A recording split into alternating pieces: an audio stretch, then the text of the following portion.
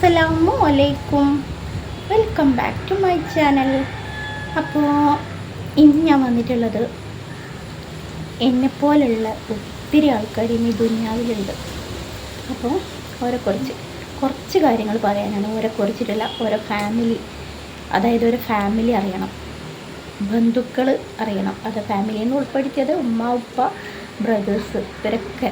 ഇപ്പോൾ എനിക്ക് ബ്രദറില്ല, എന്നാൽ എന്നെപ്പോലെയുള്ള കുറേ കുട്ടികൾക്ക് ബ്രദേഴ്സ് ഉണ്ട്. അതേപോലെ ഉപ്പ ഉണ്ട്. എനിക്ക് ഉപ്പ ഉണ്ടായിരുന്നു, ഉപ്പ മരണപ്പെട്ടു. പിന്നെ ഞങ്ങൾ 2 പെൺകുട്ടികളാണെന്ന് ഞാൻ പറഞ്ഞിട്ടുണ്ടായിരുന്നു.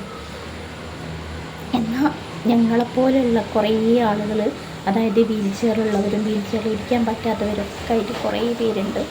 അപ്പോൾ അവരെ ഇന്ന് സമൂഹത്തിൽ മാറ്റി നിർത്തുന്ന ഒരു കാലഘട്ടമാണ് അല്ലേ. ഞാൻ ഒരുപാട് ആൾക്കാരെ അങ്ങനെ കണ്ടിട്ടുണ്ട്, പരിചയപ്പെട്ടിട്ടുണ്ട്. എന്നെപ്പോലെ വീൽ ചെയർ ലൈഫായിട്ട് നിൽക്കുന്ന കുറച്ച് ഡിസബിൾഡ് ആയിട്ടുള്ള കുറേ ആളുകളെ മാറ്റി നിർത്തുന്ന സമൂഹം. കുറവുകൾ തോന്നുന്നവർക്ക്, അതായത് അവർക്ക് എന്താ പറയുക, ഇങ്ങനൊരു പെങ്ങളുണ്ടെന്നും അവർക്ക് എന്നെപ്പോലെയുള്ള കുറേ ആളുകളെ ഇന്ന് സമൂഹം മാറ്റി നിർത്താമെന്ന് പറയുന്നത് വേറെ ഒന്നുമല്ല. എൻ്റെ അനുഭവത്തിൽ ഞാൻ കണ്ടിട്ടുണ്ട്. ഞാൻ അറിഞ്ഞൊരു സത്യം, എന്നെ ആരും ഇതുവരെ മാറ്റി നിർത്തിയിട്ടൊന്നുമില്ല. ഞാൻ പോകാത്ത കുഴപ്പമേ ഉള്ളൂ. അപ്പം ഞാൻ എന്നെപ്പോലെയുള്ള വീൽ ചെയറിലുള്ള കുറേ ആളുകളുടെ ഫാമിലി എൻ്റെ വീഡിയോ കാണുകയാണെങ്കിൽ നിങ്ങളൊന്ന് മനസ്സിലാക്കുക, ഞങ്ങളും നിങ്ങളെപ്പോലെ തന്നെ നോർമൽ പേഴ്സൺ ആയിട്ടുള്ള ആളുകളെ പോലെ തന്നെ പ്രതീക്ഷകളും ആഗ്രഹങ്ങളും സ്വപ്നങ്ങളും ഒക്കെ ഞങ്ങൾക്കുണ്ട്. ഒരു എക്സാമ്പിൾ ഞാൻ പറയാം. ചിലപ്പോൾ നല്ല രാജകുമാരിനെ പോലായിരിക്കും ഞങ്ങളെപ്പോലെയുള്ള കുറച്ച് ടീംസിനെ, അതായത് ആൺകുട്ടി ആയിരിക്കട്ടെ പെൺകുട്ടി ആയിരിക്കട്ടെ, നോക്കൂ. അപ്പോൾ ചിലർ പറയും ഞാൻ അവളെ പൊന്നു പോലെ നോക്കുന്നുണ്ടല്ലോ, ഒരു കുറവും വരുത്തുന്നില്ല എന്ന്. അത് കാണുന്നവർക്ക് എന്താ വേണ്ടതെന്ന് വെച്ചാൽ വീട്ടിൽ കൊണ്ട് കൊടുക്കുന്ന അങ്ങനെ കുറച്ച് ആൾക്കാരുണ്ട്. എന്തിനും വീട്ടിലേക്ക് എത്തിച്ച് കൊടുക്കുന്ന. പക്ഷെ അതുകൊണ്ട് എന്തായി, ഒന്നും ആവില്ല. അപ്പം തരുന്ന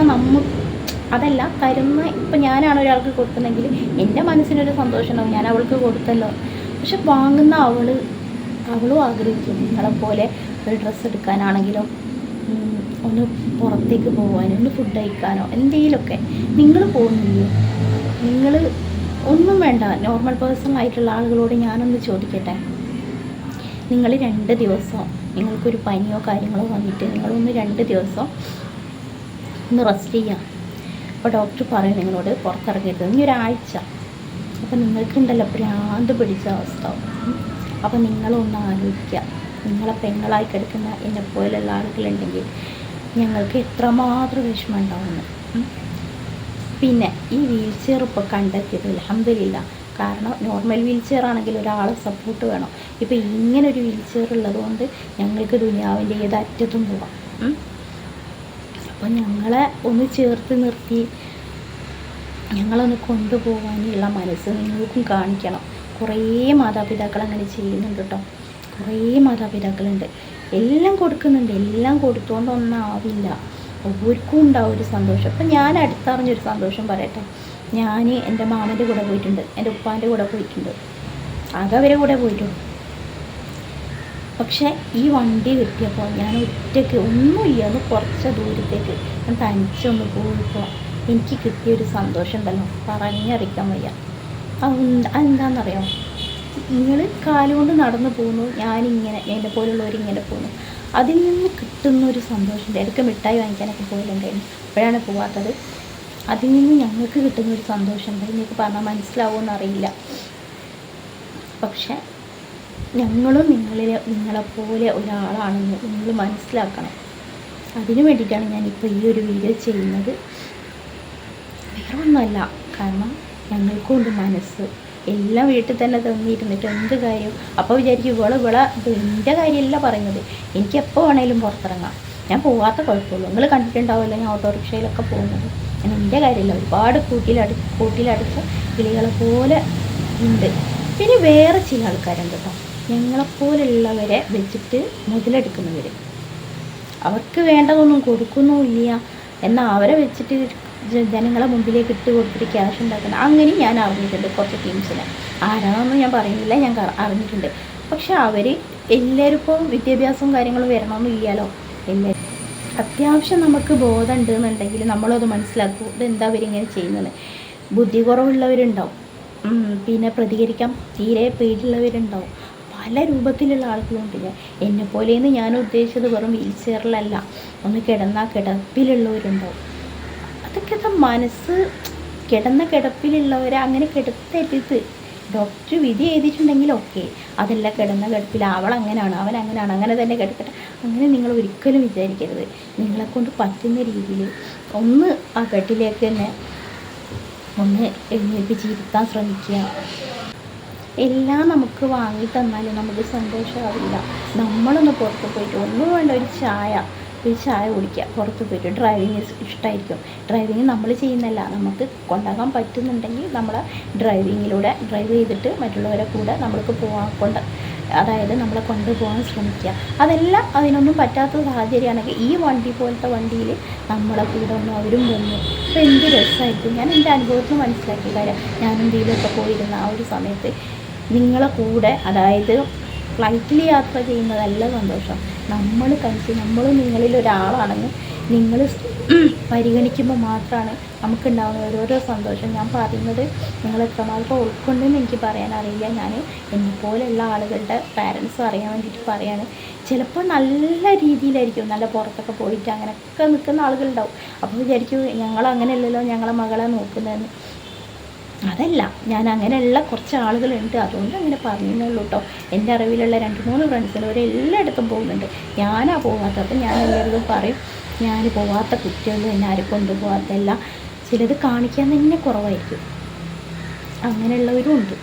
പക്ഷെ എന്ത് ചെയ്യാനാ, എനിക്ക് എൻ്റെ ഉമ്മക്ക് അറിയില്ലല്ലോ. എൻ്റെ ഉമ്മ നിങ്ങളെല്ലാവരും പോലെ തന്നെ നോർമലായിട്ട് നല്ല രീതിയിൽ പ്രസവിച്ച് ഇങ്ങനെ എനിക്കൊരു ഗതി വരുമെന്ന് നമുക്കറിയില്ലല്ലോ. അങ്ങനെ തന്നെയായിരിക്കും ചിലർ പ്രസവത്തിലുണ്ടാവും. ഒക്കെ പഠിച്ചോൻ്റെ തീരുമാനമാണ്. പിന്നെ ഒരു കാര്യം കൂടി എനിക്ക് പറയാനുണ്ട്, അത് ഒന്നും തോന്നിയിരുന്നു, ഞാൻ അങ്ങനെ പറയുന്നുണ്ട്. ആദ്യം തന്നെ ഞാൻ പറയണേ, ഇതൊക്കെ സഹിക്കാം, ഇതിന് വലിയൊരു സംഭവമുണ്ട്. അപ്പോൾ ഞാൻ ഞങ്ങൾ 2 പെൺകുട്ടികളല്ലേ. അപ്പോൾ ഞങ്ങളെ ഒരാൾ ചോദിക്കുകയാണ്, അഫി ഉണ്ടാക്കുന്നത് ക്രിസ്ലി ഉണ്ടാക്കുന്നത്, അതെല്ലാം ചോദിക്കുക.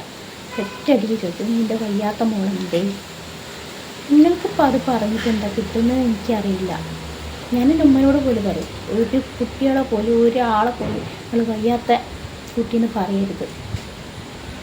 കാരണം അത് നിങ്ങൾ വയ്യാത്തതല്ലല്ലോ ഞങ്ങൾക്ക്. അൽഹംദുലില്ലാ ഒരു അസുഖം ഇന്നേ വരെ ഇല്ല. ഇതൊരു അവസ്ഥ അത് അനുഭവിച്ച ഞങ്ങൾക്കേ അറിയുള്ളൂ.